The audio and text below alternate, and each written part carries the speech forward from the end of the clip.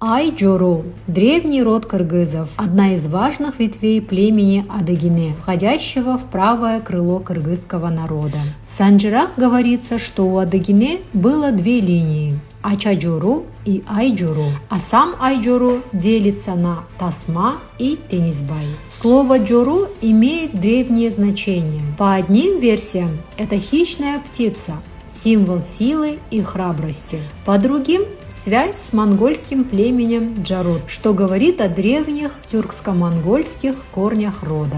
В истории кыргызов айджуру известны как воины, предводители и дипломаты, защищавшие земли и укреплявшие союз родов. Потомки айджуру и сегодня живут в разных регионах Кыргызстана, сохраняя традиции и дух своих предков. Помни свои корни. Узнай больше о своем роде в приложении «Ген» Кыргыз Санжирасы.